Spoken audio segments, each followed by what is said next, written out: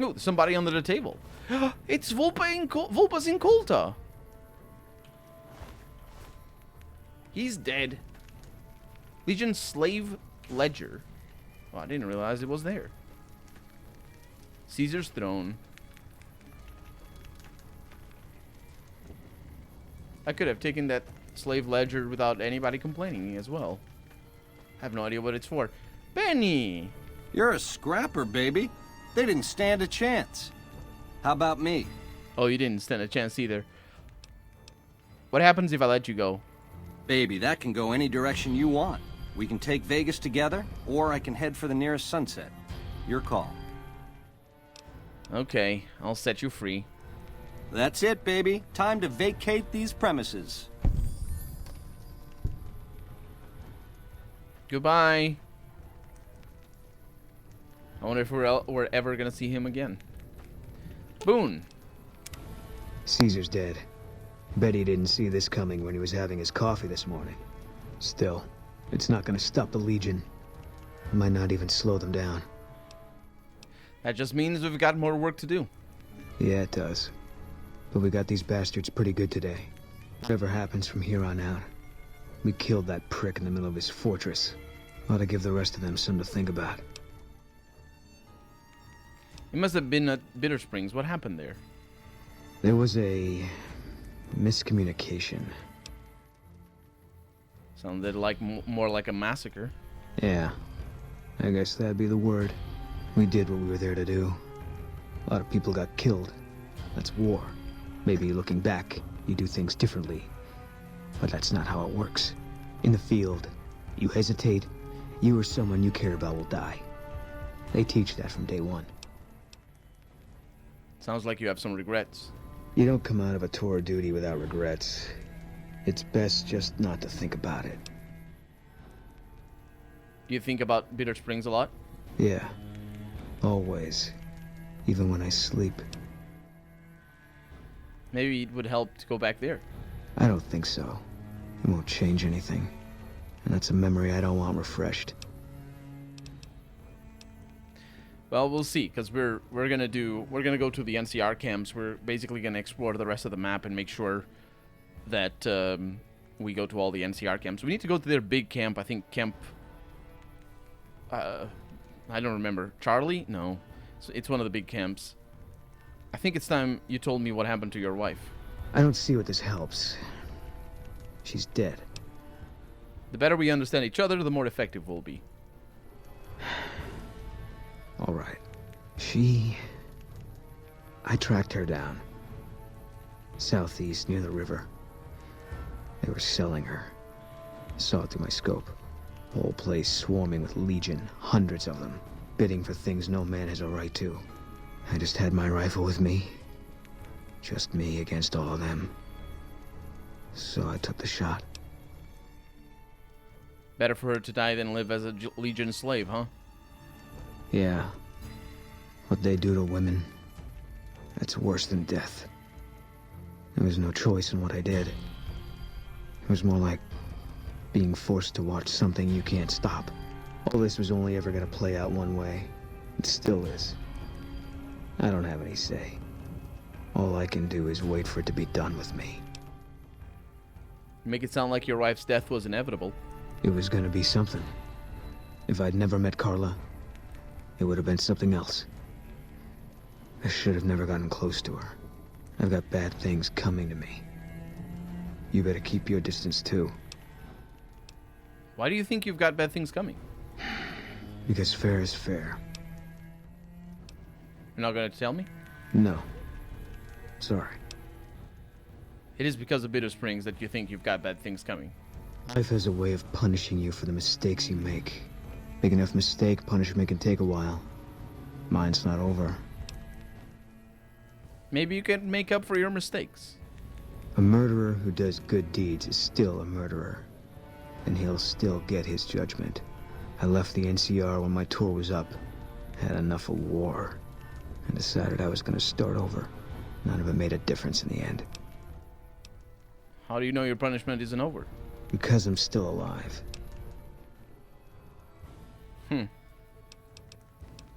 Okay.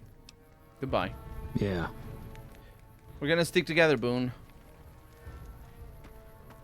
Eddie, by the way, I need my doctor's bags. Because I have a few things broken with me right now. It's fine. Don't worry about it.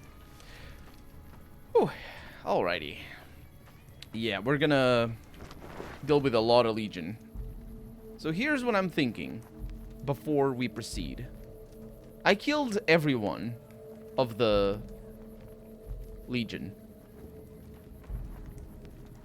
What would have happened if I hadn't? More specifically, what would have happened if I had fast traveled into here and been sneaky and my companions hadn't shot them up?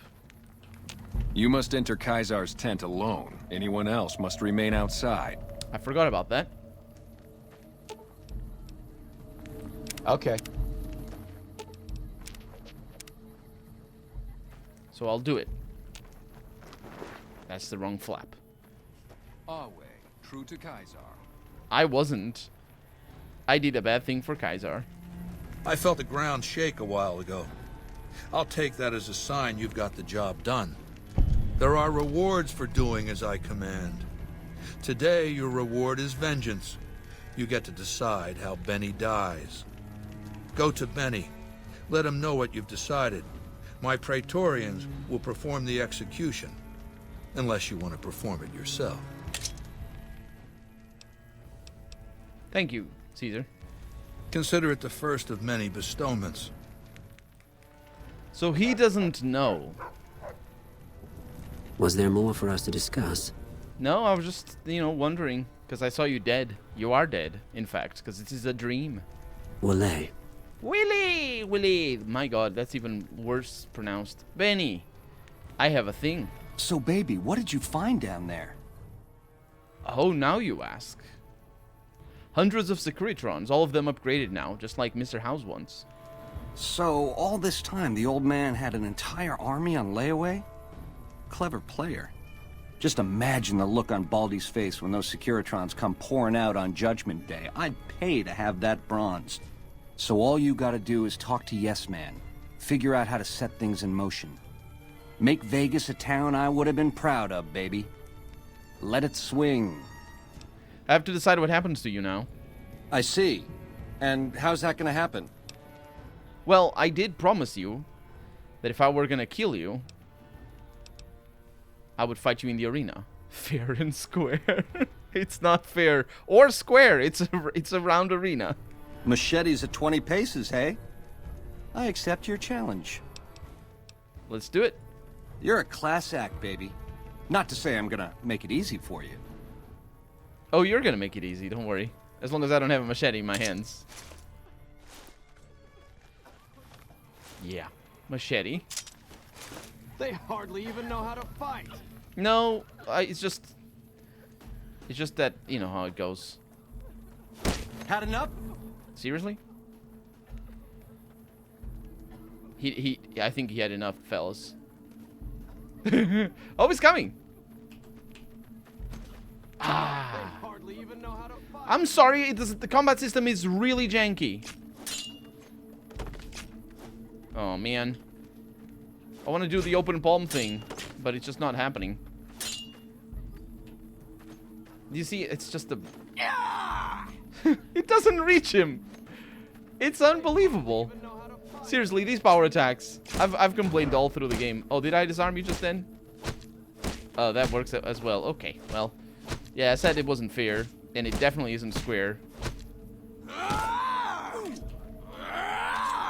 The sound comes before the power attack.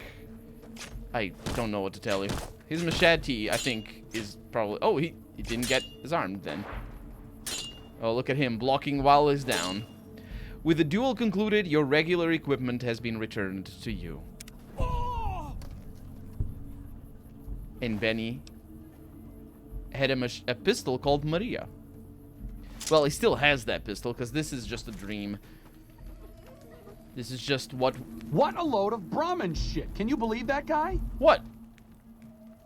I don't think either of us can fully understand what he and the tribes have gone through. I don't... What are you talking about? A fair point. But from the perspective of someone west of the Colorado, the man is clearly out of his mind. Maybe he didn't intend for things to wind up this way. But that doesn't mean he needs to perpetuate this bizarre anachronistic myth. And it doesn't mean that we should sit by and nod our heads at every absurd faux Roman casus belli he can dream up. He's a tyrant, the bad kind, and there's no way we're letting him take Hoover Dam. Yeah, don't worry about it. I think he's talking about Caesar. Yeah, don't worry about it. He just sort of materialized in front of me for a little while. And now... I'm sure you found Benny's demise pleasing. The destruction of an enemy? There are few things more satisfying.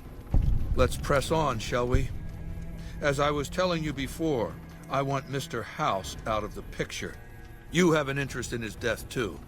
If he knows that you destroyed his gadgets beneath the fort, he will strike back. You know where to find him. How he dies, I leave up to you. It's really interesting that he doesn't know I didn't destroy his gadgets. So I asked all the questions, I think. What did you want to know?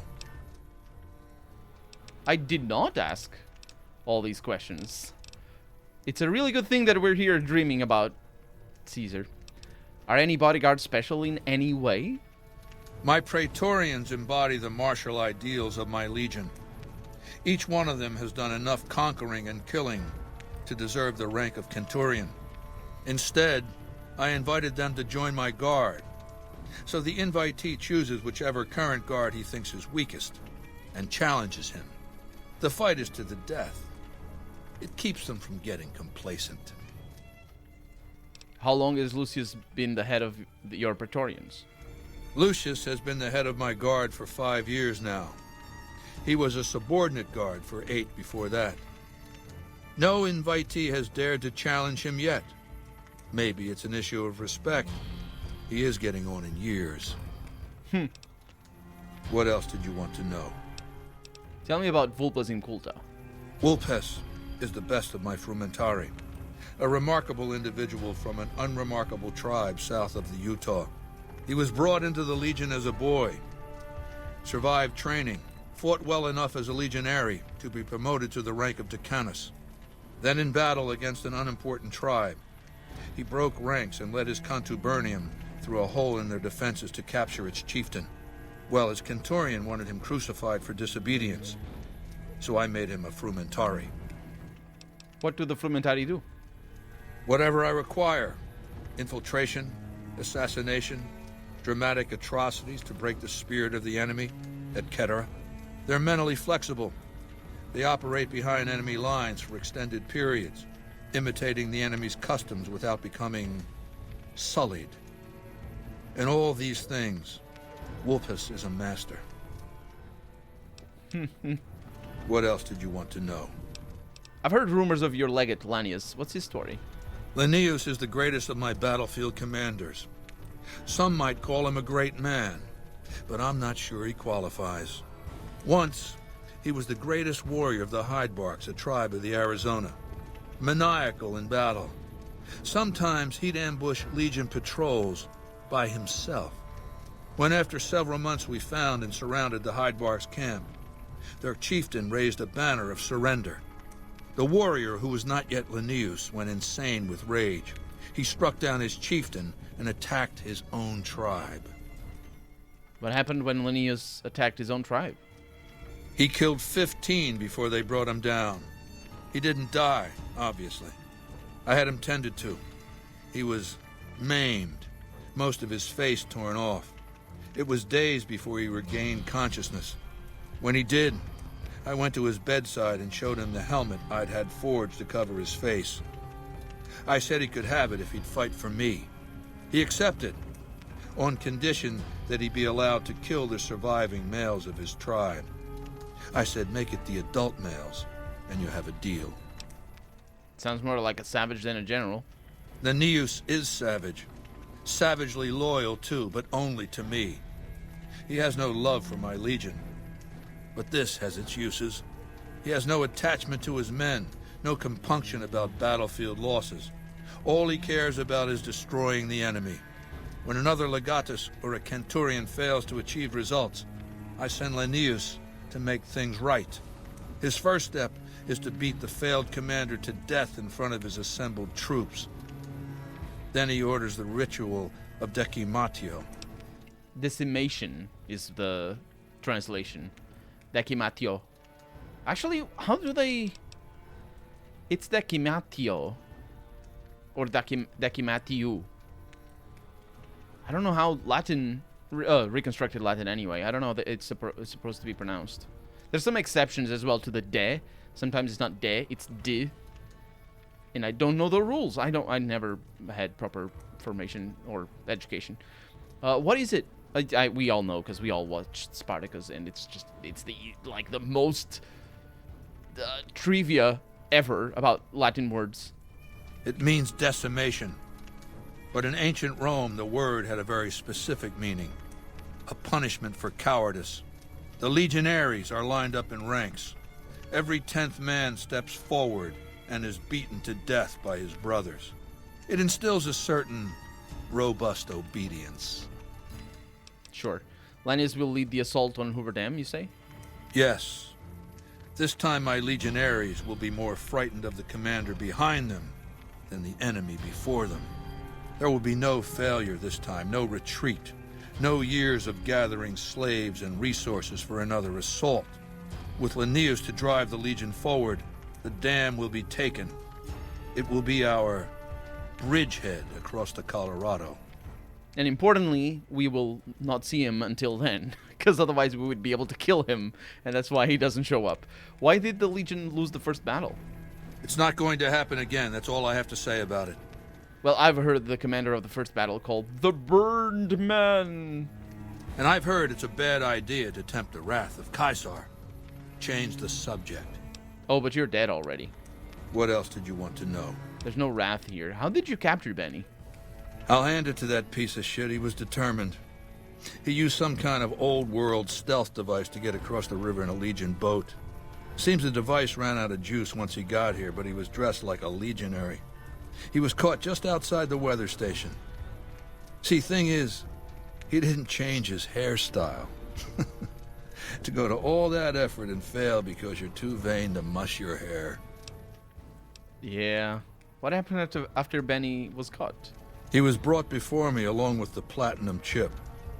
That's how I knew he wasn't some kind of profligate infiltrator. Benny tried to sell me a story, but Lucius has a way of coaxing the truth out of captives. Everything just comes spilling out. What else did you want to know? What do you think of the NCR? Do you want my opinion as a former citizen or future conqueror? Actually, my opinion's the same either way. As a young man, I was taught to venerate President Tandy of Shady Sands, the founding mother of the new California Republic. Did you know her presidency lasted 52 years? And that her father, Aradesh, was the Republic's first president? Does that sound like a democracy to you? Or a hereditary dictatorship? It's kind of interesting. I don't know that we ever know in Fallout 2 that Tandy wasn't the first president of the NCR. But we do know that she was very old at the time of in Fallout 2. She grows basically to be her father. I was having a discussion about this with a cup of goodness the other day on his stream, and it's kind of interesting that she's written like that, but you do need to take a step backwards a little bit when you're playing the games to understand that she is written to be Aradesh in Fallout 2. In Fallout 1, she's very hopeful, she's very wide-eyed and sort of eager to explore and see the world in a way. And Aradesh is very suspicious. Aradesh, for me, in Fallout 1, has always been like a figure of like, okay, this game means business. Because when you first play the game, you show up to his town, to his village, the Shady Sands, the capital of the NCR. And at the time, the NCR didn't exist. This was like 80 years after the war.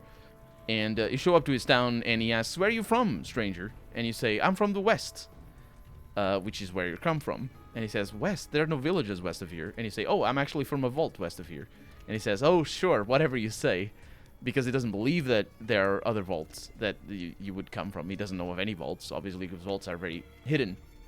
And when he mistrusts you, it feels like such a wait. People don't trust me when I say I'm from a vault. What is this about? And he doesn't. He changes his face. He has like, and this is of course Fallout 1 is from 1997. Him changing his face when you tell him things that already happened in Wasteland, the original Wasteland. They changed their face. They had like some animation states where they were mad or they were happy. But of course, Fallout 1 has the animated talking heads and all that, and it's pretty cool. But him being distrustful of you at the time is like a real sort of wake up call for what Fallout is. And it is. People don't necessarily trust you, especially in Fallout 1. In Fallout 2, it's a little bit more straightforward when you know if people are going to trust you or not, except for Lynette. Lynette is very difficult to understand, at least for my not completely at ease with the language 16-year-old brain, which is when I started playing Fallout 2 in earnest for the first time. And so what I'm saying is there's a clear distinction between Tandy and her father, Aradesh. And then in Fallout 2, when you go to the NCR, you meet Tandy, and she's the president, and she works very much like Aradesh. Not necessarily in that first punch to the gut of you, I don't trust you, but more in the way that she's worried about the state of things, and she's just there to do her job, which Aradesh is a little bit like that. So does that sound like a democracy? So coming back to the question here, does it sound like a democracy or a hereditary dictatorship? Well, it's not an either or in some ways, especially when you think about the Roman dictatorships.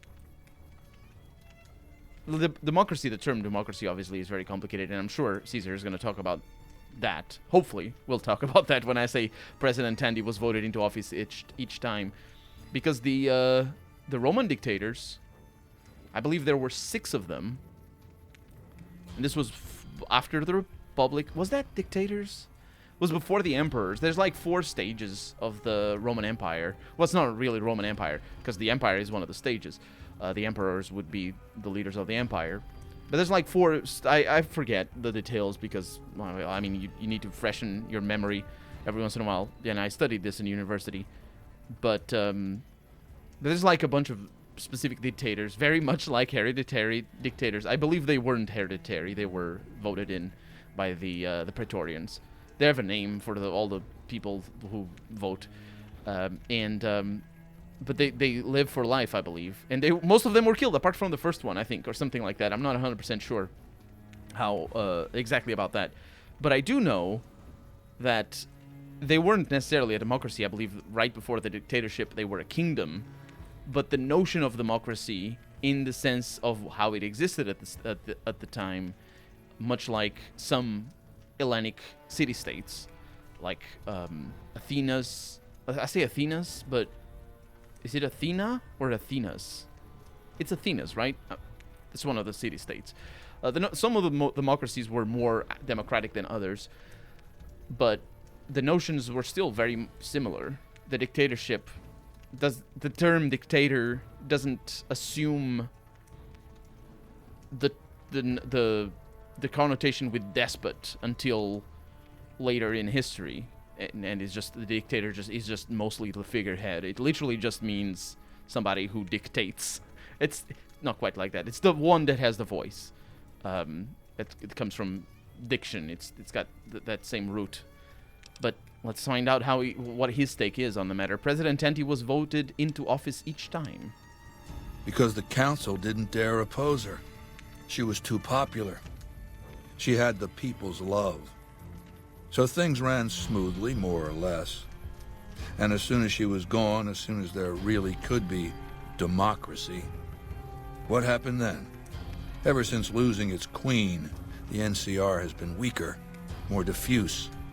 Democracy has been its weakness, not its strength. How's the NCR weak? Greed runs rampant.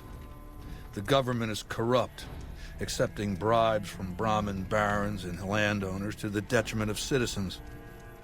The NCR is a loose conglomerate of individuals looking out for themselves. It's lost virtue. No one cares about the collective, the greater good. It's not built to last. I'm just hastening the inevitable.